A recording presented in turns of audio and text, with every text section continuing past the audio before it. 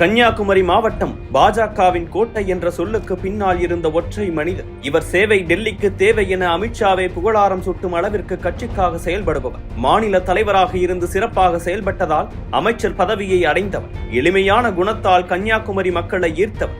சர்ச்சையான பேச்சாலும் செயல்பாட்டாலும் அம்மக்களாலேயே நிராகரிக்கப்பட்டவர். அவர்தான் குமரியின் பாஜக தளபதி பொன் ராதாகிருஷ்ணன்.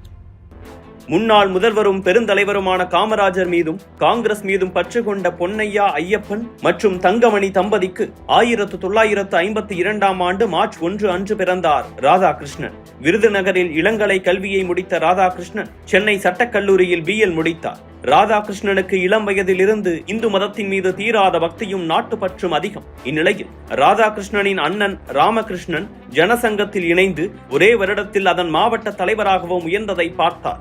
இவருக்கும் அரசியலில் நுழைய ஆர்வம் வந்தாலும் அதை சற்றே தள்ளி போட்டார். இருப்பினும் இந்து மதத்தின் மீது இருந்த பக்தி அவரை 1980 RSSல் இணைய வைத்தது. இந்நிலையில் சுந்தர லட்சுமணன் எனும் RSS ஆதரவாளர் நடத்தி வந்த RSS பயிற்சி வகுப்புகளில் தன்னை இணைத்துக் கொண்ட பொன் ராதாகிருஷ்ணன் சிறிது காலகட்டத்திலேயே ஷாகா என்று அழைக்கப்பட்ட அந்த பயிற்சி பட்டறையின் செயலாளராகவும் ஆனார். குமரியை பொறுத்தவரையில் மண்டைக்காடு கொடியேற்ற விழா வெகு விமர்சையாக கொண்டாடப்படும். 1982 ஆண்டு நடந்த மண்டைக்காடு விழாவில் 2 தரப்பினரிடையே பெரும் மோதல் ஏற்பட வன்முறை வெடித்தது. இதனால் கவலையடைந்த ராதாகிருஷ்ணன் கலவரத்தில் காயம் பட்டிருந்தவர்களின் வீடுகளுக்கு சென்று அவர்களை சந்தித்தார். பாதிக்கப்பட்டவர்களுக்கு தேவையான உதவிகளை செய்து அந்த பகுதி மக்களின் நன்மதிப்பை பெற்றார். அந்த சமயத்தில் இந்து முன்னணி ராமகோபாலனுடன் தொடர்பு ஏற்பட இந்து முன்னணியில் இணைந்தார் ராதாகிருஷ்ணன். அவருடன் இணைந்து தமிழ்நாடு முழுவதும் சென்று மக்களை சந்தித்தார். வழக்கறிஞர் என்பதால் வார்த்தைகளில் கவனம், எங்கு பேச வேண்டும், எந்த அளவுக்கு பேச வேண்டும் என்பதை நன்கு அறிந்து வைத்திருந்தார். பொன்ராதாவின் செயல்பாடுகளை அறிந்த இலகணேசன் அவரை பாஜகவில் இணைய வைத்தார். இந்நிலையில் 1991 ஆண்டு நடந்த மக்களவை தேர்தலில் நாகர்கோயில் தொகுதியில் களமிறங்கினார் பொன் ராதாகிருஷ்ணன். தனது செயல்பாடுகள் மூலம் மக்களிடம் நன்மதிப்பை பெற்றிருந்த பொன் ராதாவுக்கு அனைத்து இடங்களிலும் வரவேற்பு கிடைத்தது. 1 லட்சத்துக்கும் அதிகமான வாக்குகளை பெற்றார். தோல்வி அடைந்தாலும் கூட புதிதாக களம் கண்டு இவ்வளவு வாக்குகளை பெற்ற பொன் ராதாவை கண்டு மற்ற கட்சிகள் சற்று அதிரத்தான் செய்தன. இதையடுத்து 1999 மீண்டும் நாகர்கோயில் தொகுதியில் போட்டியிட்டவர் கடைக்கோடி மாவட்டமான கன்னியாகுமரியின் பிரதிநிதியாக பாராளுமன்றத்தில் கால் பதித்தார். 2000 ஆண்டில் பாஜக மத்தியில் ஆட்சியில் இருந்தபோது பொன் ராதாவுக்கு வாஜ்பாய் அமைச்சரவையில் இளைஞர் நலத்துறை இணையமைச்சர் பொறுப்பு வழங்கப்பட்டது. இதையடுத்து 2003, 2004 என ஓராண்டு காலத்துக்கு நெடுஞ்சாலை மற்றும் சாலை போக்குவரத்து துறையின் இணையமைச்சராக பதவி வகித்தார். இதையடுத்து 2004 மக்களவை தேர்தலில் நாகர்கோயில் தொகுதியில் போட்டியிட்ட பொன் ராதா தன்னை எதிர்த்து நின்ற மார்க்சிஸ்ட் கம்யூனிஸ்ட் கட்சியின் வேட்பாளரிடம் படுதோல்வியடைந்தார். அடுத்து நடந்த 2009 தேர்தலிலும் பொன் ராதாவுக்கு தோல்வியே கிடைத்தது.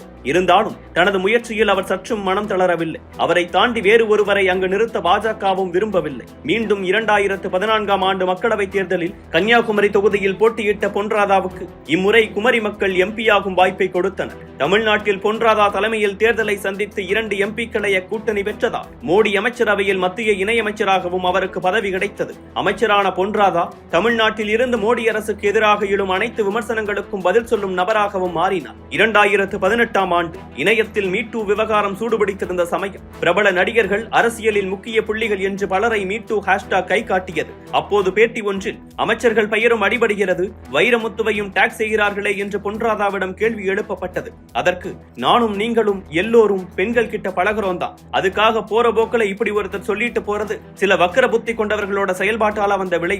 எப்பவோ 5ஆம் கிளாஸ்ல படிக்கிறப்ப எனக்கு இப்படி நடந்ததுன்னு இப்ப வந்து சொன்னா அதை எப்படி எடுத்துக்கிறது என்று கேள்வி எழுப்ப கடும் விமர்சனங்களை எதிர்கொண்டார். அதோடு நிற்காமல் தினமலர் பத்திரிகையில் வந்த முதல் பக்க செய்தியை காட்டி பத்திரிகையாளர்கள் நக்சல்ஸ் என்று பேட்டிகளில் பேசி கடும் எதிர்ப்பை சம்பாதித்தார் பொன் ராதா. இதற்கிடையில் 2017 ஆண்டு நவம்பர் 29 நாள் கடலோர கிராமங்களை சிதைத்தது ஒக்கி புயல். குமரி மக்கள் தங்கள் வாழ்வாதாரத்தையும் கடலுக்கு சென்ற உறவினர்களையும் ஒரே இரவில் இழந்து தவித்தனர். இழப்பு ஒரு பக்கம், இறுதிச் சடங்குகள் செய்வதற்கு கூட உடல்கள் கிடைக்காத நிலை என மக்களின் அழுகுரலாய் குமரியே நிறைந்திருந்தது. நிவாரண பணிகளில் தொய்வு என மக்கள் ஏற்கனவே கோபத்தில் இருந்தனர். இந்நிலையில் 2019 மக்களவை தேர்தல் பரப்புரைக்காக கன்னியாகுமரி தொகுதியில் பிரச்சாரத்திற்கு சென்றார் பொன் ராதா.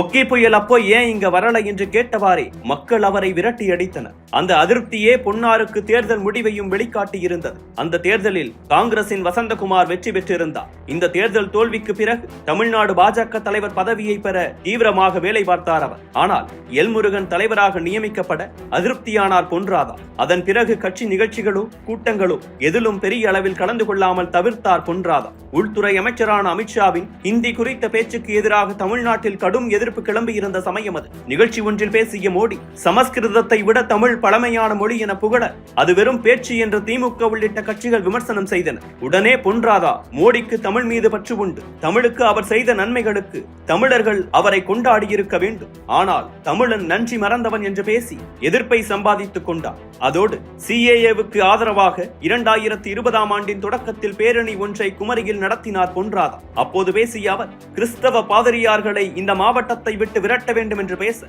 அது மீண்டும் சர்ச்சையானது. பாதிரியார்கள் காவல் நிலையத்தில் பொன்னார் மீது புகார் கொடுத்தனர். இதனிடையே 2021ஆம் ஆண்டு கன்னியாகுமரி MP வசந்தகுமார் உயிரிழக்க இடைத்தேர்தல் வந்தது. ஆனால் அதில் போட்டியிட்ட பொன் ராதா மீண்டும் தோற்றார். இதனால் தீவிர அரசியலில் இருந்து சற்று ஒதுங்கவும் தொடங்கினார். குறிப்பாக எல்முருகன் மத்திய அமைச்சராக நியமிக்கப்பட்ட பிறகு தன்னை பாஜக தலைவராக்குவார்கள் என எதிர்பார்த்தார். ஆனால் அண்ணாமலை தலைவரானார். இதனால் கடுமையான அதிருப்திக்கு சென்று சைலண்ட் மோடுக்கு சென்றார். ஏறக்குறைய 2 ஆண்டுகள் கழித்து பாஜக மாநில நிர்வாகிகள் கூட்டத்தில் தான் ஆக்டிவ் மோடுக்கு வந்து பத்திரிகையாளர்களை சந்தித்தார். 2024 தேர்தலில் வெற்றி பெறும் நோக்கோடு மீண்டும் லைம்லைட்டுக்கு வந்த பொன் ராதாகிருஷ்ணன் அடுத்தடுத்து வேலைகளை தொடங்கினார். ஆனால் விளவங்கோடு காங்கிரஸ் MLA விஜயதரணி திடீரென்று காங்கிரஸை காலி செய்துவிட்டு பாஜகவில் சேர ஒரு நிமிடம் ஜர்க்காகி போனார். ஏனெனில் கன்னியாகுமரி தொகுதியில் போட்டியிட போகிறேன் என பேச தொடங்கியிருந்தார் விஜயதரணி. ஆனால் மத்திய பாஜக தலைமையின் ஆசையால் மீண்டும் கன்னியாகுமரியில் பொன்னாரே களமிறங்குவார் என அறிவித்திருக்கிறது பாஜக. சொந்த மக்கள், சொந்த தொகுதி, மீண்டும் டெல்லி செல்ல வேண்டும் என்ற வேட்கையோடு தேர்தலை சந்திக்கிறார் பொன் ராதா. இம்முறையாவது கை கொடுப்பார்களா கன்னியாகுமரி மக்கள் என்பது இப்போது எழுந்திருக்கும் கேள்வி.